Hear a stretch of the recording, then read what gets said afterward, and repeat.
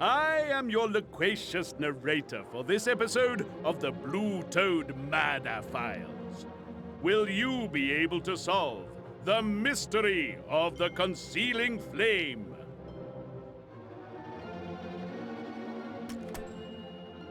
How many players do we have? Choose.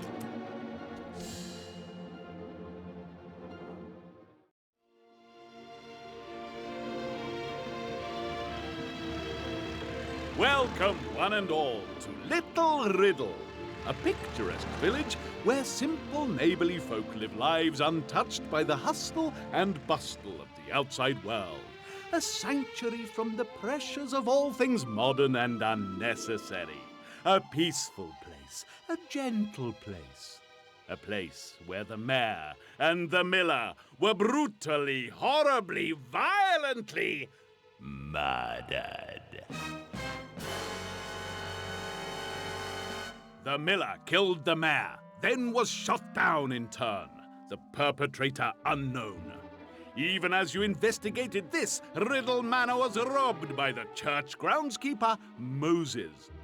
Though you led the authorities to him, they are having no luck in getting answers from the light-fingered gardener, nor in recovering a statue he stole. So, you won't talk, eh? That's right. We'll soon see about that. They all crack in the end, you see, Constable? Yes, sir. Only... Yes, indeed. They all talk to me, in the end. Mark my words, son, I'll have this one singing like a bird shot. What's that noise? As smoke rises from the town, the constable is dispatched to find out what is going on. Inspector Bragg turns to you. I'm going to take this here miscreant back to the station. I don't want you following him and me. All right. Now get going. Sharpish. The inspector leaves you little choice but to head toward the smoke. The acrid evidence of conflagrating combustibles leads you towards the town hall.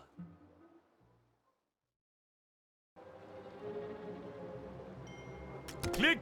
The scene at the town hall is one of action and panic. A group of people have gathered, watching whilst others attempt to extinguish the flames. The clerk, too, watches as her place of work burns. You wonder how long it will take to extinguish the fire.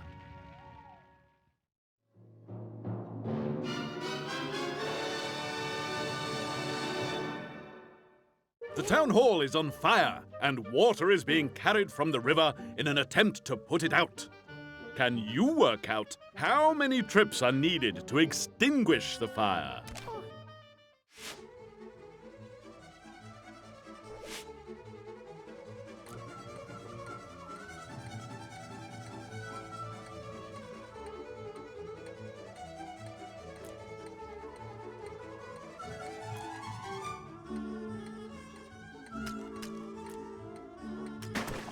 Let's see how you did. Huzzah! Gosh, you got through that one, lickety-split, and without a single error being made. You deserve so much more, but this will have to do. The fire is expertly extinguished. You managed to gain the side of the slightly singed secretary. Her reaction to your arrival is unexpected. I'm not at all surprised to see you here, no. In fact, I'm very glad. You are my hope.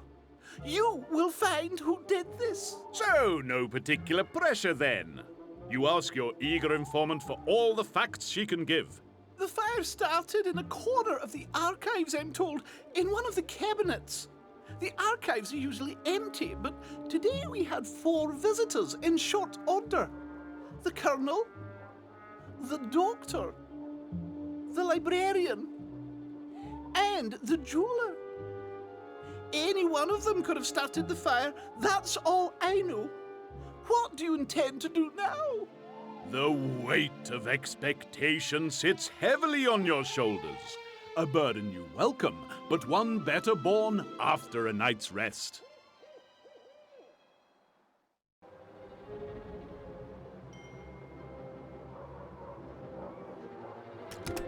mind a whirl, you head for the hotel. Go on then. You have a visitor. This is Watson, one of the best noses in the business and a loyal blue-toed agent. However, his arrival has caused some degree of consternation. I see. So this is yours? The brains of your operation, clearly? Sorry, that doesn't cut it. I'm married. Right, your pilfering pooch has snaffled the sausages. That'll cost you. You protest that so upright and noble a beast as Watson would do no such thing. Demanding more details, the hotel manager explains the situation.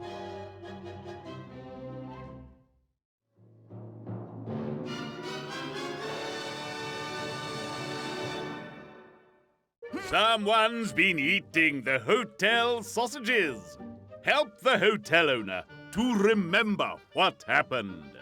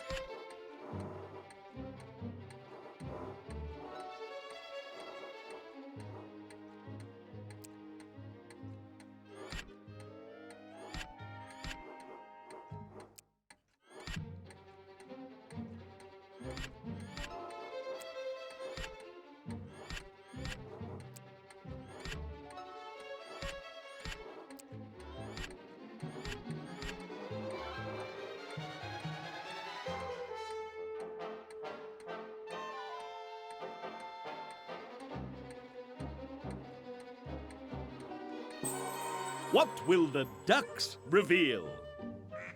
Splendid! All wrapped up already? Great heavens! Oh, and aren't you the smug one? No mistakes. Look around you and be comforted. You are better than they.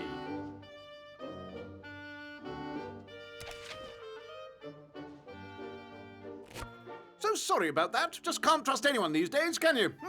Don't worry, we'll just execute them or something. There's a room available on the upper floor. If you won't mention this to the wife. You settle in to your new, much larger room, content that, with Watson at your side, the secrets of Little Riddle will soon be laid bare, and the malcontents and miscreants brought to book. A new day and a new case to solve. Someone is responsible for the blackened mess that is the town hall, and it will be up to you to learn the truth. You will need to be paying attention as you investigate this day. Let's find out if you are, and see if you can answer my questions.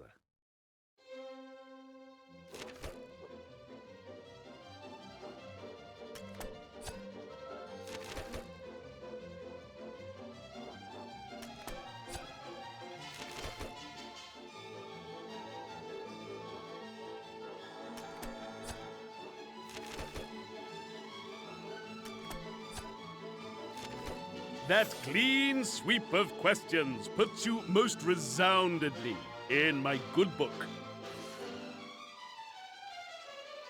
It's time to begin your investigation and meet with the 4 suspects. There will be times when you have to pick from a number. You find a full house at the surgery. The doctor himself is seeing to Mrs. Gossip, promising to speak to you momentarily.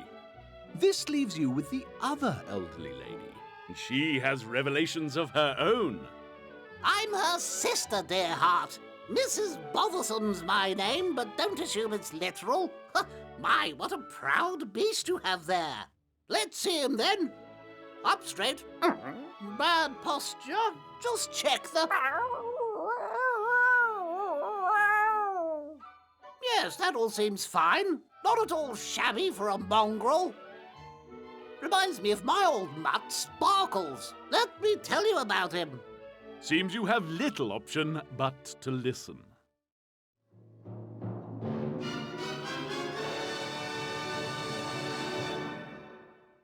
Mrs. Bothersome will tell you a story of when her dog Sparkles buried her slippers in the garden. Can you work out where the slippers were buried?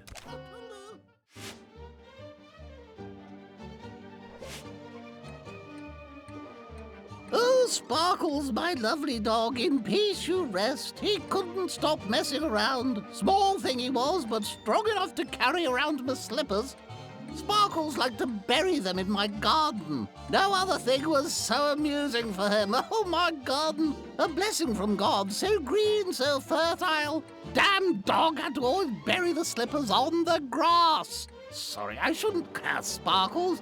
I loved him, but he couldn't bury stuff on the ground. Oh, no, that wasn't classy enough for my slippers. Anyway, picky dog he was. Maybe he learned that from his owner. Ha! Well, from the many spots on the garden, he always chose the one next to a plant. Good thing he never disturbed them. My lovely plant, so tall and majestic, so green and shiny. Not only next to a plant, but the spot had to be in between two of them. Oh, and the water, source of life and home to my many fine toads. Sparkles was a thirsty dog. Just water, you know, but he was drinking all the time. His spot for the slippers was always next to the pond, so he could drink a bit after so much exercise. Oh, Sparkles was so particular. If you took a look at the 8 spots around the burying place, you'd see how it was the only one surrounded by 2 ponds and 4 plants. Damn dog, but I loved him so much. Ducks! Drum roll! On the button. Great Scott, that was fast. Ooh, ooh! No mistakes made. Show off. My, aren't you terribly talented? Well done.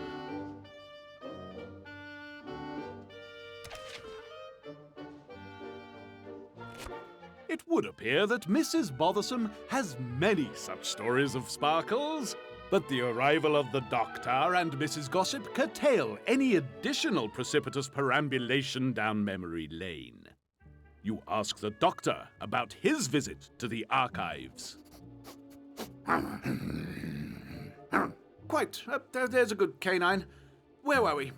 Yes, I heard about the fire. Dratted nuisance, really. I'm a bit of a history buff, you see. I was using the archives for my research. I was planning to do a little book on local history. He researches more than books. Oh, you are awful. Come and see us later. Anyway, I have other patients to see. I'm afraid I must chase you all out for the time being. Shoo now! It's a certainty that something else is going on as regards the physician and the archives, and a later visit to Mrs. Gossip or Bothersome appears an unfortunate necessity.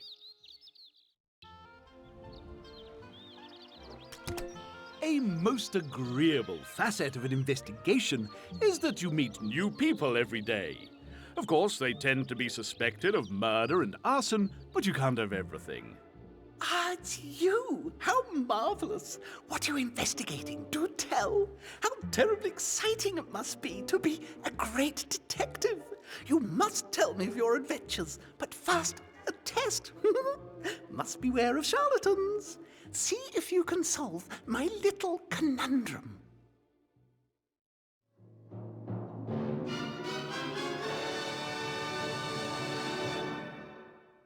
The Librarian has set you a challenge to arrange some books in a rather curious way. Can you arrange them so that they answer the riddle?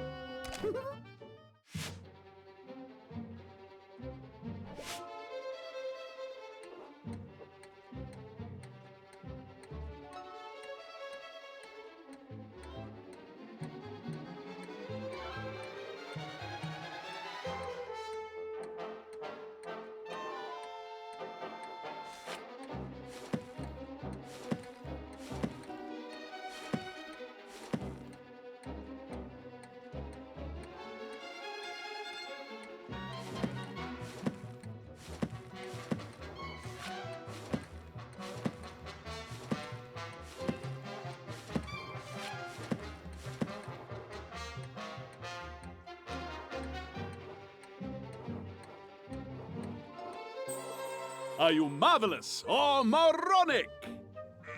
That's the ticket. You're finished. That was quick.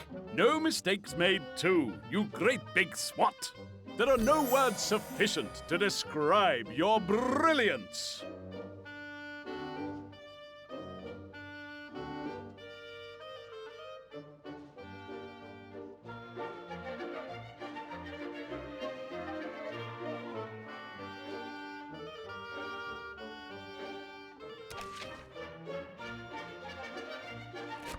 I say, well, proof positive.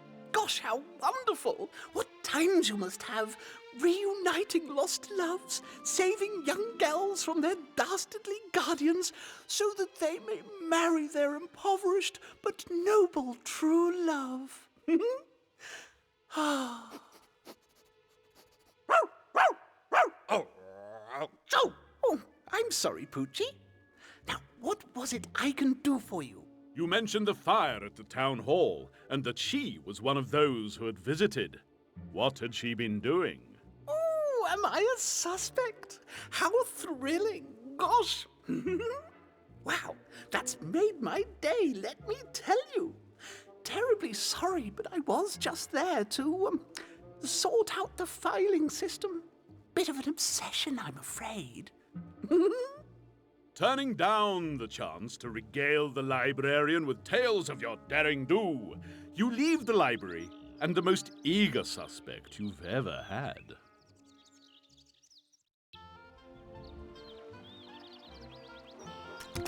The normally effervescent jeweler is utterly enwrapped and fails to detect your approach. She does not miss the abrupt attention of your shorter colleague, however. Oh my, sir, such a terribly cold nose. You have me at a disadvantage. To take such liberties with my state of distraction, you are quite the cad. You apologize for Watson, who seems unlikely to repeat his invasion so all-pervasive as the lady's perfume. To draw the conversation onto safer ground, you ask what she's doing. Why, I recently purchased elements of an antique necklace, the string for which has long ago perished. I was attempting to reconstruct the item, but I am now in such a tizzy I may never be able to finish. Far be it from you not to take so subtle a hint.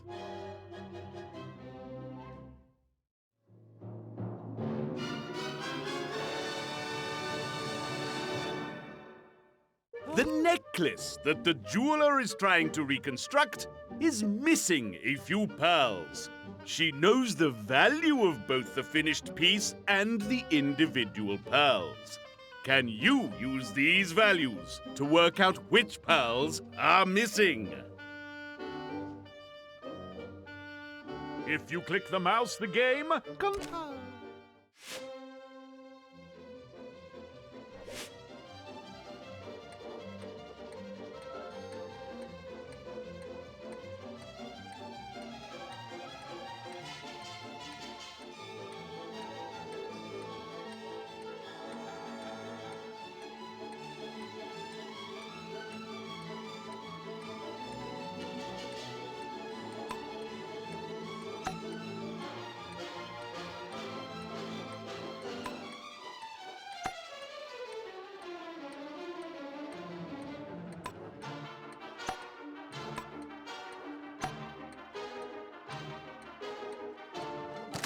Let's see how you did. Splendid! My, weren't you in a hurry? You made that look easy, not an error in sight. Well done. Please take this moment to look as smug as possible.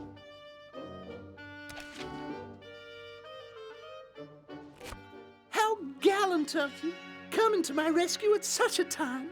How can I ever repay the kindness of strangers upon which I so rely? You bring up the issue of the town hall, the fire in the archives, and her presence there shortly before the conflagration consumed so much of the building. I do seem to intersect with your investigations, do I not? You must think me a bad, bad girl. I fear that I must disappoint, as I was in the archives only to research this necklace. To no avail, I might add. Still, I might try again elsewhere. After all, tomorrow is another day. The conversation is rapidly heading south, so you leave as quickly as is polite.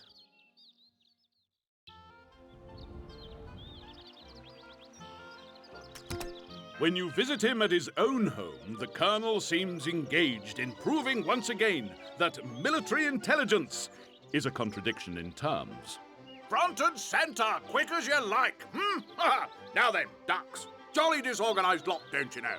No discipline, not a feather. Been trying to instill some organisation into this lot. Quite hopeless. See if you can whip them into shape, what?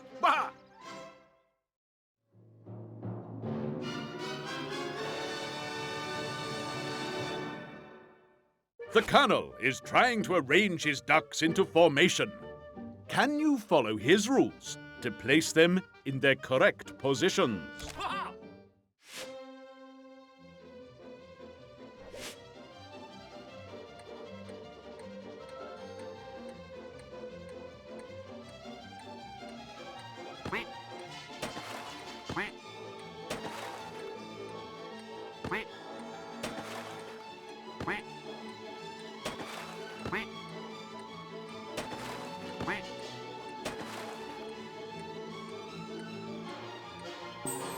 How did you do? On the button. What, finished already? With nary a hiccup. Well done. Olympian intelligence deserves an Olympian reward. That's the spirit. The ranks always respond to the Sergeant Major, what? I say, fine hound you have there. Hunting beast, eh? You quickly ask the Colonel about his presence in the Town Hall archives on the day of the fire. Simple enough. Doing a bit of reconnaissance, don't you know? Scouting out the terrain ahead, looking through Burks and digging up the history on that damn fine filly up at the manor, what? Always good to have something to talk about next time I visit the front lines. The old campaign is going jolly well. Keep mum, though, eh? Loose lips, sink ships, Unable to bear any more nodding, winking, and mixed military analogies, you resume your investigations. Now you have met with your 4 suspects. Have you learned anything useful? Have you been paying attention?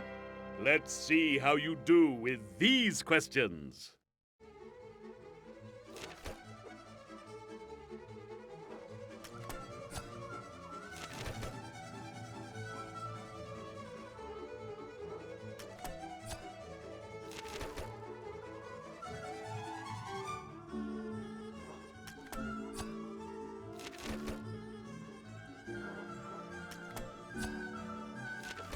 Fantastic work! Your keen eye and attention to detail will serve you well.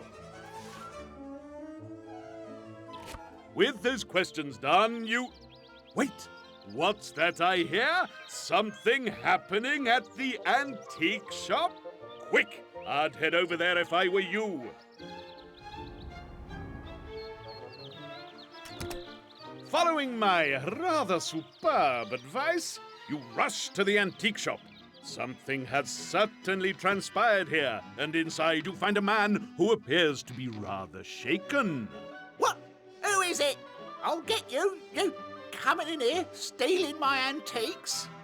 What immediately draws your attention is the classical statue the man is clearly guarding. Between you and the shop owner is a broken objet d'art. Perhaps if you reassembled it, he'd realize your intentions were honorable.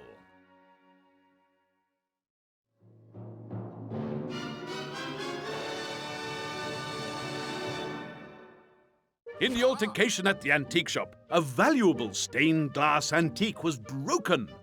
Will you be able to reassemble it?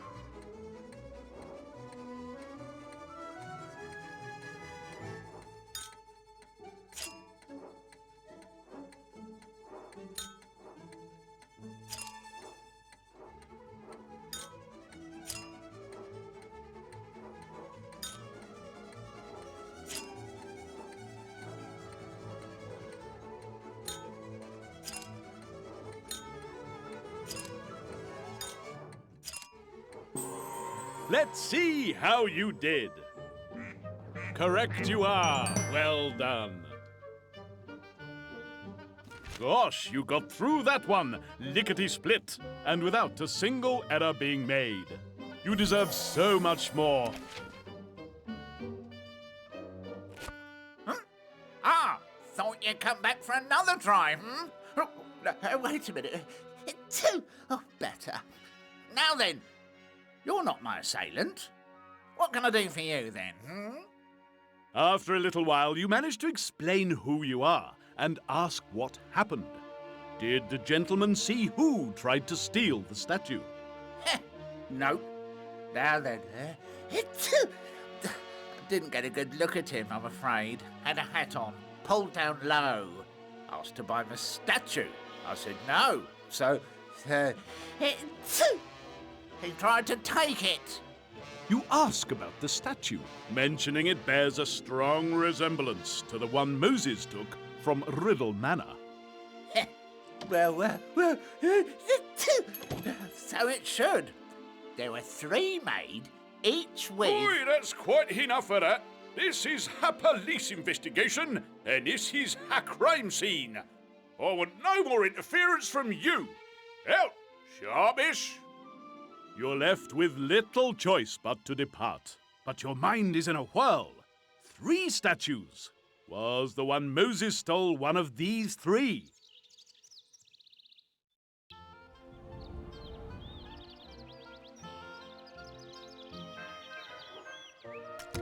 Though the fire was only this very morning, the ever-efficient clerk has matters well in hand, and the redecoration of the town hall has already commenced.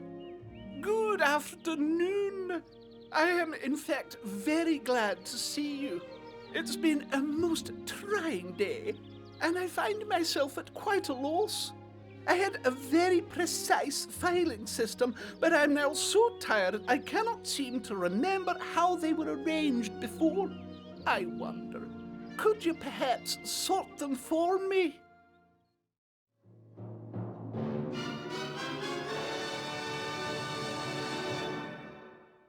The clerk needs help with arranging the archives. Can you use her rule to work out how they should be?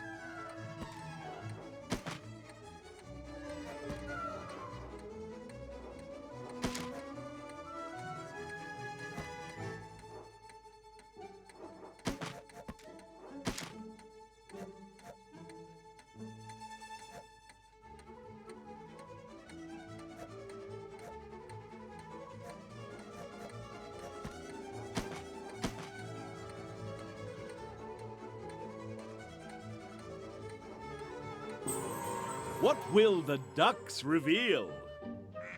Correct you are. All wrapped up already? Great heavens! Oh, and aren't you the smug one? No mistakes. Look around you and be comforted. You are better than they.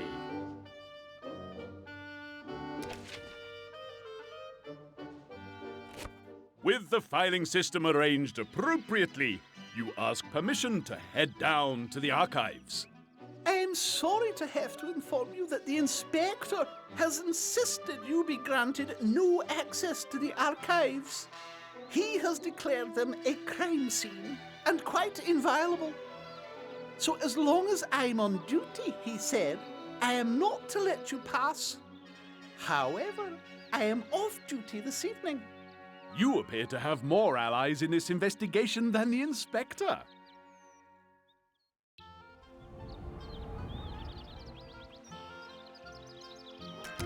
From the moment you're ushered into the abode of Mrs. Bothersome, you are keenly aware that this isn't going to be easy.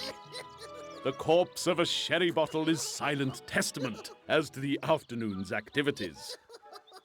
You soldier on regardless, and eventually ask what the issue is with the doctor.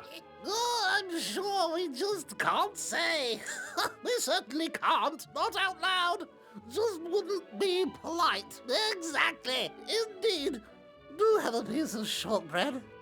You're about to protest when you glance down and notice that the proffered biscuits are more than simply sugary sustenance.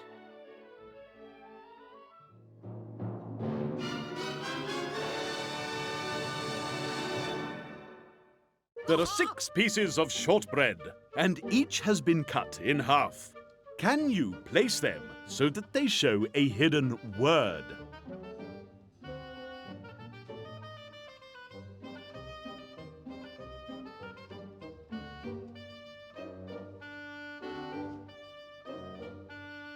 Click to continue. Anytime you...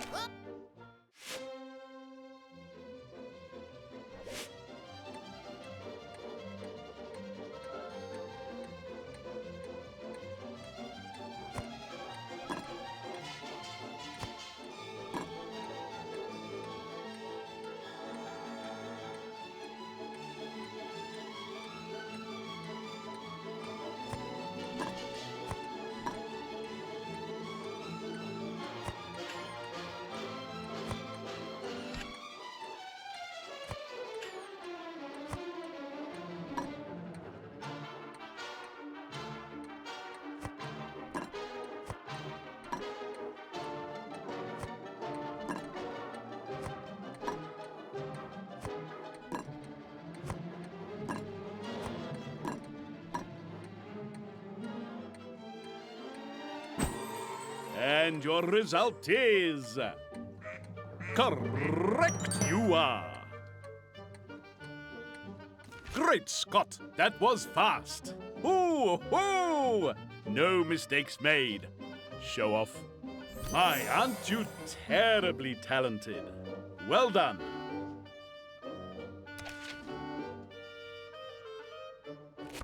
You make the bold assumption that the doctor is arranging assignations with the librarian. Your assumption seems correct, as you are answered with a great gale of girlish giggles. Oh, absolutely. So bold and brazen. Mind you, he's not the only one to have shown her attention. Yes, well, we don't need to be spreading such nonsense now, do we? That Mrs. Gossip shows a certain reticence in discussing this story is unusual, but you catch her eyes flicking to a picture on the mantelpiece. In it, the constable stands beside Mrs. Gossip, and her every inch the proud mother. Armed with more information than perhaps the old dears intended, you depart.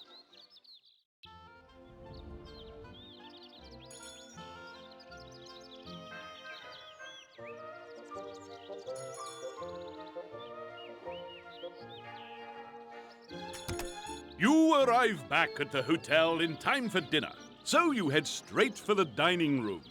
However, nothing is ever simple in this establishment. Oh, no, I don't think so. No dogs in the dining room. What? What? No unaccompanied dogs in the... Oh. Look, get this lot seated. I'll get the mutt before my wife sees him. I'd like to live through the night if that's quite all right. Come back, you mutt! Once again, you find yourself working for your meal. You quickly find out why the manager was so keen to fob you off with seating his latest, rather eccentric guests.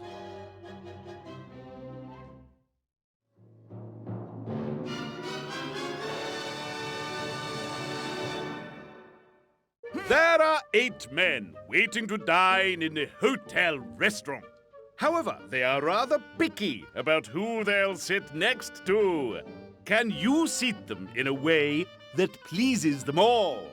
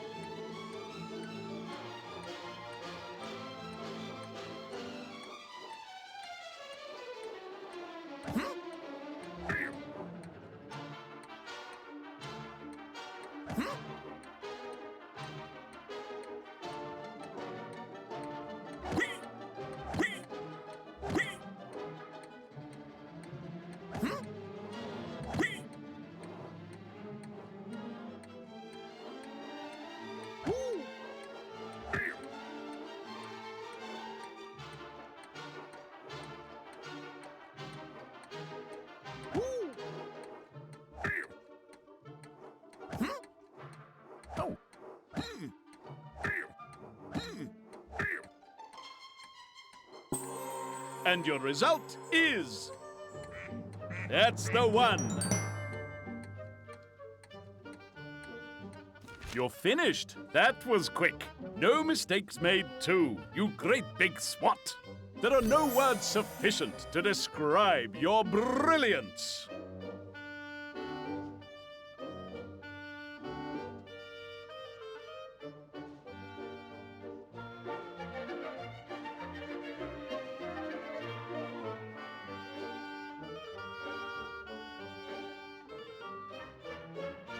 Click to continue.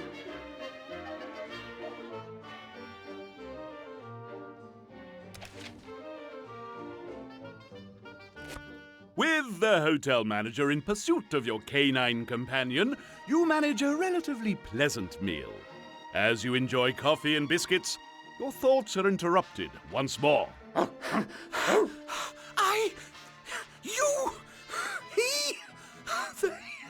Never mind. Watson has brought you the newspaper clipping you were sent by Mother, the head of intelligence of Blue Toad. You hadn't noticed the photo on the back, clearly labelled as being of a portrait loaned by Lady Snobbish to a London gallery. Her great-grandfather and grandmother are shown. The lady is wearing a familiar pearl necklace, and a very familiar statue sits on the table beside the couple. Suddenly, you have two places to visit this evening. The time is near when you will be asked who you believe the villain to be. This evening may reveal a vital clue, and you will need to be alert. Are you paying sufficient attention? Here are some more questions for you.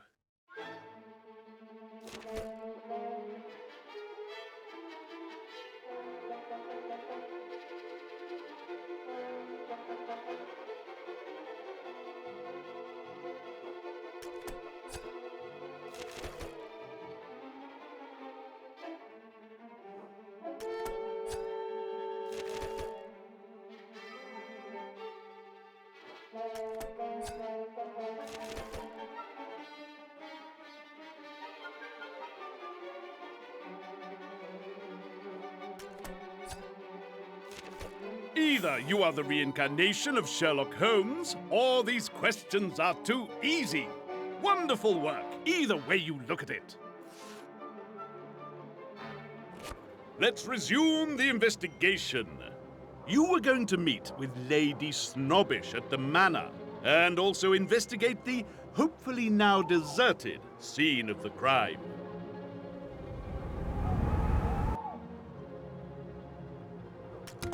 Despite the late hour, Lady Snobbish is content to entertain uninvited guests. The fact that you wish to discuss her ancestors may have something to do with it. You see, my family have been here since the Norman Conquest. There's a connection to Henry VII, apparently. We have several documents that prove it, though I've never had the connections explained simply. Perhaps you could try. The lady presents you with a number of musty documents and a hopeful look. Still, this should be fun.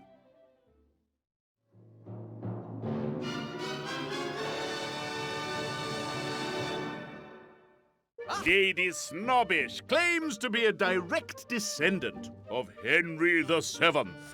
Can you follow her line to prove this? Now,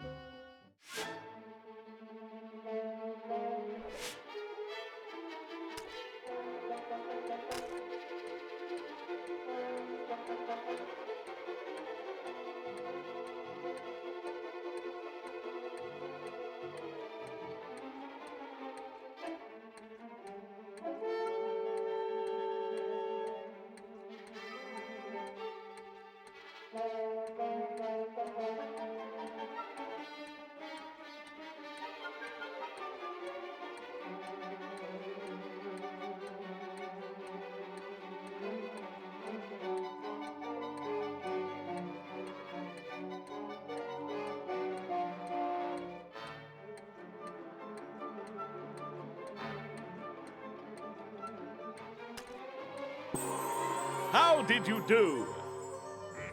Huzzah! My, weren't you in a hurry? You made that look easy, not an error in sight. Well done. Please take this moment to look as smug as possible. Lady Snobbish is delighted with your explanation. While she's still in a good mood, you ask about the necklace, showing her the photo. Had she sold it? The atmosphere cools instantly. That necklace hasn't been in the family for some time. My father took it with him when he left. Now, I should like you to leave. It's rather late, and I'm tired.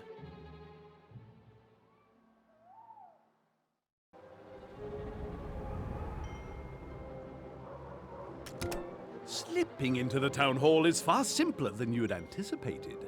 Without the supervision of the redoubtable clerk, the painters have slipped off to the local public house. Nevertheless, you must be swift in your quest for answers. To the archives!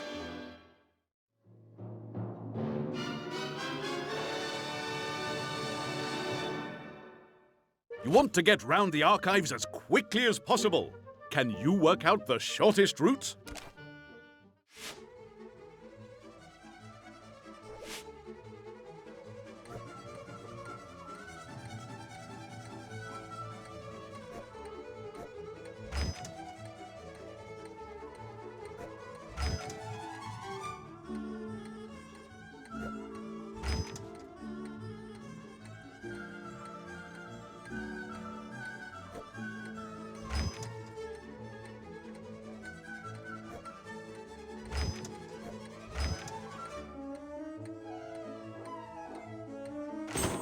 Did you show intellect or idiocy?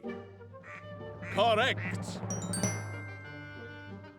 What, finished already? With nary a hiccup. Well done. Olympian intelligence. As you wander the forests of filing, this coppice of cabinets, you chance upon a vital clue. Buried beneath a tumbled desk, pushed aside by the firefighters, no doubt, you find a slightly scorched, utterly empty paraffin canister and a surprisingly intact box of matches. Your faithful hound gives them a good solid sniffing.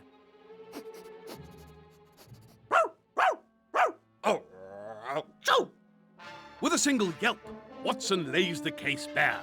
In an instant, you know exactly who used the materials you found to set the fire in the archive. It's time to go to the police.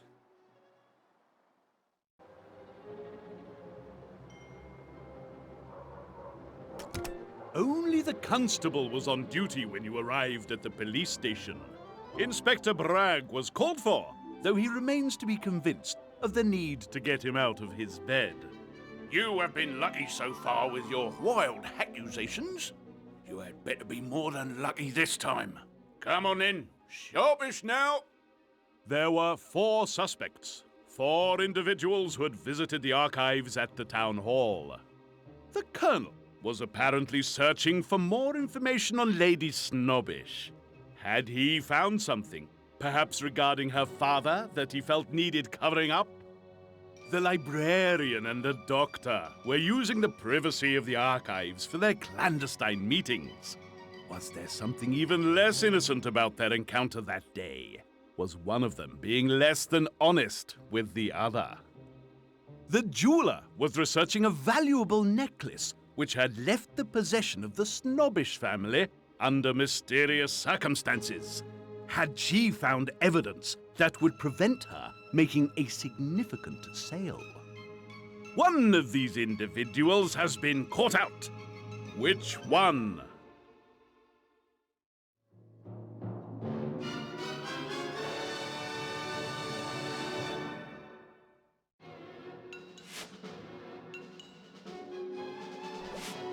Can you deduce the culprit and prove yourself worthy of your role as a blue-toed detective? Player 1, you get to choose first.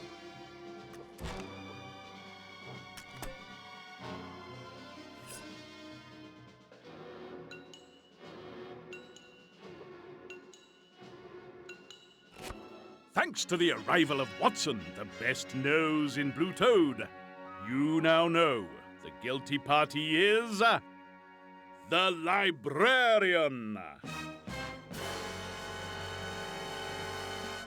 When Watson had a sniff of both the Librarian and the arsonist's tools you found in the archive, he let out the same yelp. If the Librarian had hoped the fire would destroy the evidence of her crime, she is about to receive an unpleasant shock. You had better be right about this. I don't want to be disturbing honest folk at this time of night. Come on, Constable. Well, come on then, sharpish. Yes, yes, sir. Only what, Constable? Nothing, sir. You used your talents to select the correct suspect. Many congratulations on a job well done. The Librarian has been working late and is just locking up when you all arrive. Ralph, what's... Maggie, That's enough of that, Constable. Madam, I'm asking you to accompany me down to the station to answer some questions about It was me. Eh? It was? I confess. You've dragged it out of me. Why, you ask? What would you know of my motives? You, with your leaden souls, dragged down by earthly matters. I did it for love. Yes, for love. For that doctor, you mean? Doctor? Ha! How little you know. Must I tell all? You brutal man, Inspector. I will. Look out!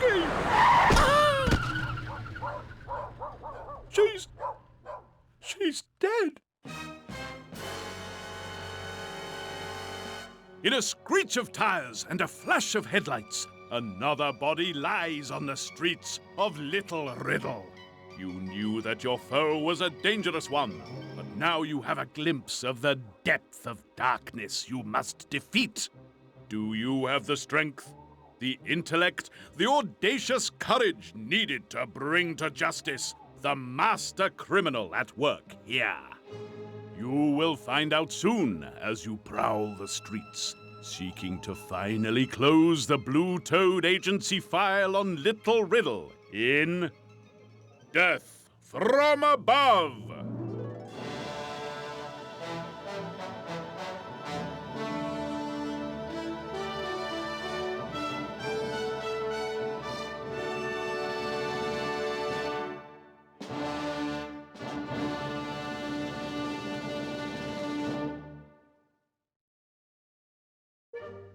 So, how well did you do in that episode? Player 1, Divine Detecting.